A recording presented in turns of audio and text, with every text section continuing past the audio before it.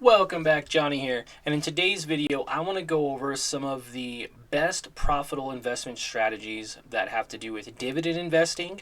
I'm going to show you the pros and cons for both, what you should avoid, common mistakes, and the important things to consider when choosing a dividend stock. And it starts right now. All that I ask is you guys smash that like button and subscribe if you haven't already. So, a dividend, for all of you who don't know, is a reward that shareholders get from a company or a stock that has to pay a form of a dividend to you. Now, I love REITs because they're obligated to pay 90% of their profits in dividends, but there's not only REITs that do it. There's a lot of companies that you have probably heard of that actually pay dividends, say like Coca Cola or O Realty. Things like that pay a dividend. And not only do they pay a dividend, but they actually go up threefold. Okay, 3 times. Not only do you get stock appreciation, you get an increase in your dividend payout over time, and with both of those going up, you get a dividend yield increase. Imagine making 10% a year on a company that pays out every month or every quarter. Now we just have to add money and put as much money as we can into those companies so that way we can make more money off of those companies. So, with that said, let's go ahead and talk a little bit about it. Now, share price appreciation has always been a key factor for investors, but in my opinion, I think dividends is far much better because, again, you get the dividend yield, you get appreciation, and you also get a higher payout over time. Now, again, like I said, dividends are usually played out by older investors, not necessarily investing for beginners or beginner investors, but I want to be able to implement the strategy now, not when I'm 60 or 70 or 80. So, if we start now, there are a lot of advantages. You could start compounding. You could do DRIP, which is a dividend reinvestment program. You can also expect to see larger amounts of income later as you keep buying into your dividend stock, appreciation, and with the DRIP program going in to create you more money. It's crazy how much money you can make off of dividends by simply reinvesting it. Simple math. $10 makes you $1 a year.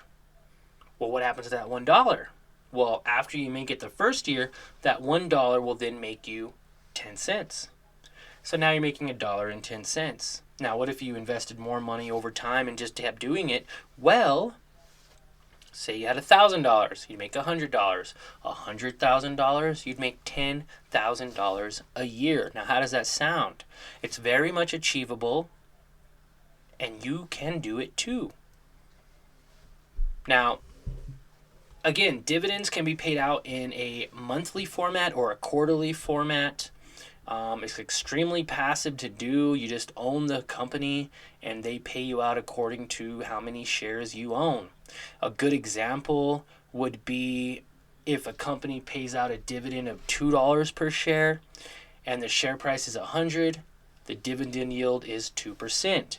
A dividend yield between 2 and 6% is generally considered good, but keep in mind that it can fluctuate as the price goes up and down. And I actually have companies that pay around 2 to 6%, but I also have some companies that pay 10 to 12% interest or dividend yield, 10 or 12% dividend yield per year. Now, why is it so attractive? Well, man, if you're not already looking on the computer now and texting and looking on your phone to figure out what stocks are dividends, let me help you out with that. You can go to the NASDAQ.com calendar. You can go to the dividend calendar, and you could check every single stock. You just type in the ticker symbol, and it'll tell you if it's a dividend or not. And it'll tell you the appreciation. It'll tell you the payout, how consistent they are with paying out those dividends, because not all of them will pay out consistently. And with that said, they have managed to generally continue to pay dividends and grow appreciation even through difficult economic times such as now. Going through a recession, a depression, well, these dividend paying stocks could be your answer to creating more income when you're not at work or when you're sleeping. How awesome would it be to wake up every month? Okay, you don't wake up once a month, but imagine waking up the first of the month and you have $100 in your bank account from dividends or $1,000 in your bank account from dividends. How amazing would that feel to know that you're getting money from a company that you own, but don't have to manage, don't have to punch a clock, don't have to show up, don't have to do anything. Here's my money, give me back my percentage. That's it. That's how simple dividend investing can be. So, what can we do? Well, although safer investments tend to come with a lower average return or dividend payout, like say in the 2s, 3s, and 4s, there are a lot of stocks that have outperformed the average market return in the long run. So dividends investing doesn't necessarily mean giving up above average share price appreciation, but it can also mean I bought here, it goes down a little, they pay me a dividend, makes up for it, right? There's also a strategy called dividend investing or dividend capturing. Dividend capturing. I have a video about dividend capturing. Just go up to the link, the browser above, put dividend capturing, Johnny Insignius, or investing for beginners dividend capturing, or check out my older playlists. I have a whole video on how to capture dividends, buy in, get your dividend, and get out. That's a pretty cool strategy too. Now, the ups and downs of dividend investing, the potential for double profits and share price appreciation and dividends is really attractive benefit for most investors. It protects you against bad markets. Owning dividend paying companies usually means it offers a reliable income source for the most part. Company like Coca Cola. The graph that we seen earlier was from Coca Cola. That was a Coca Cola stock over 20 years.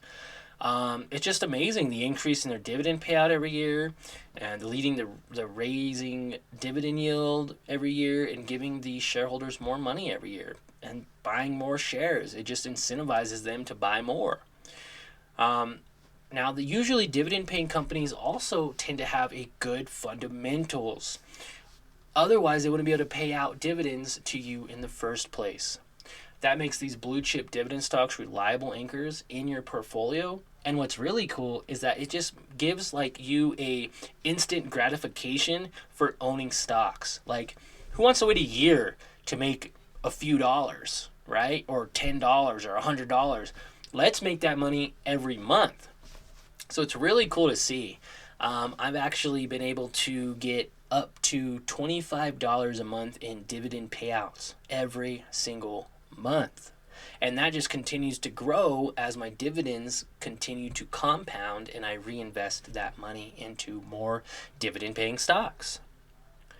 Now, there are a few downsides to dividend investing, and we'll go over them right now.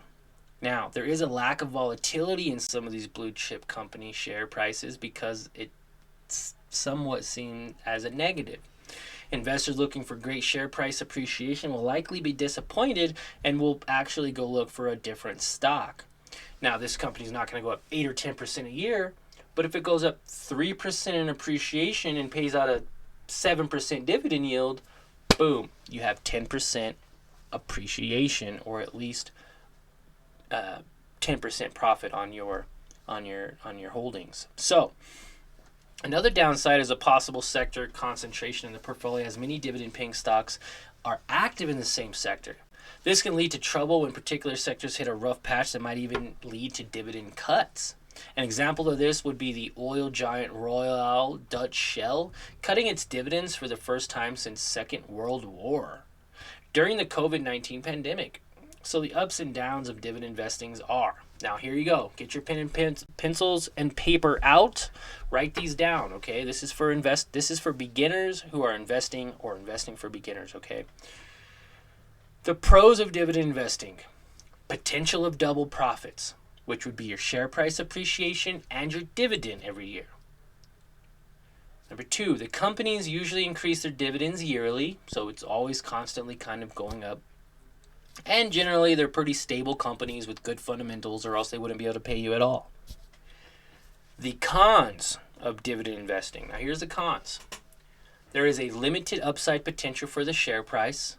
So instead of it going up like Apple or Nvidia or MMM, it's going to just kind of go up and down, just kind of steady float forever. Another one is possible sector concentration in portfolios. So if you have a high amount of REITs and the real estate market kind of goes down, you could actually be cut in half or just completely just demolished with the dividend. Same with the oil company, or if you're heavily invested in any particular sector, that would happen. So make sure that you diversify your portfolio. I mean, that's just day one stuff. Diversify. Last con of dividend investing would be the companies can choose to cut or scrap dividends entirely, and you have no say about it. They could pay 10% dividends for 20 years and then one day be like, nope, I ain't paying dividends no more. 0. That's it. And that would suck. And you have to buy a different company. So those are the 3 pros and the 3 cons, which isn't bad. Now,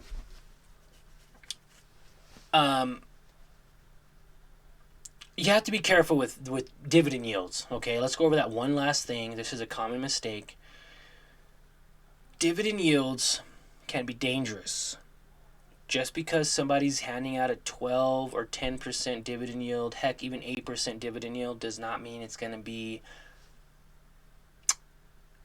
last for long, okay? They might do it for a short amount of time. They could be paying people out due to the fact that their company is going down, so they feel like they should pay back some of that money to their shareholders. A good example of that would be Ford. Ford has been just going down for years. They pay a dividend, but they also been going down for years, decades. You don't want to end up in that situation where you're holding a $20,000 bag and you're only getting a couple $100 a year. It's not even worth it, right? It'd take you a very long time to make your money back. So, not all high dividend yields are safe. They take a little bit more high of a risk tolerance. And you need to know your research and know exactly what you're getting into. Know when to cut your losses. Know when to step away. Know when to average down. All these things can help you with these high dividend yield stocks.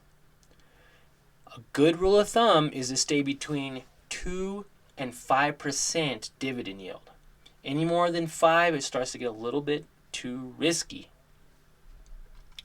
With the exception of some stocks, there are some stocks that I mean, heck, they pay out 20-30%, and they did it for 6 months to a year straight. If you can get on those companies and ride that for a little while, great, but do it at your own risk. Now, choosing the best dividend stock, this is the next example. Now, choosing the best dividend stock, I'm going to say it again, okay?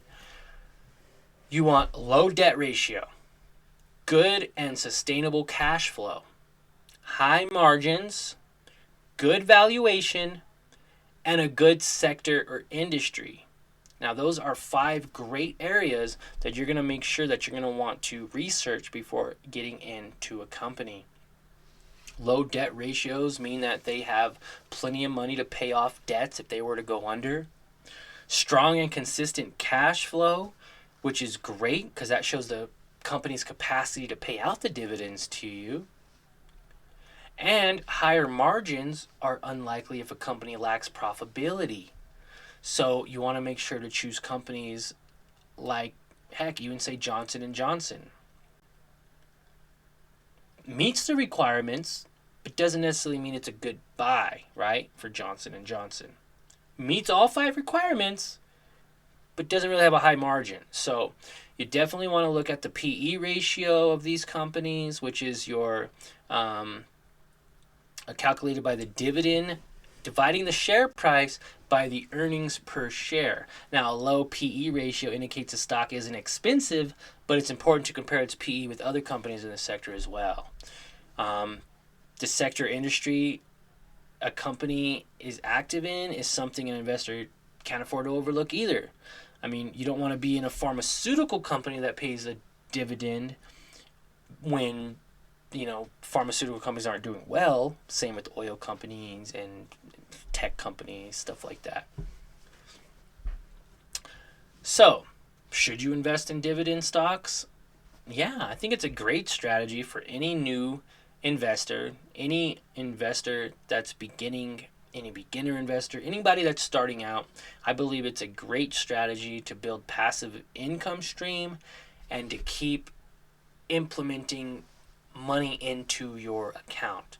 The more you could drop in, or dividend reinvestment program, the more you could drip in, the more you could invest, the more it's going to compound, and the more it's going to grow into this giant snowball that just keeps building you money.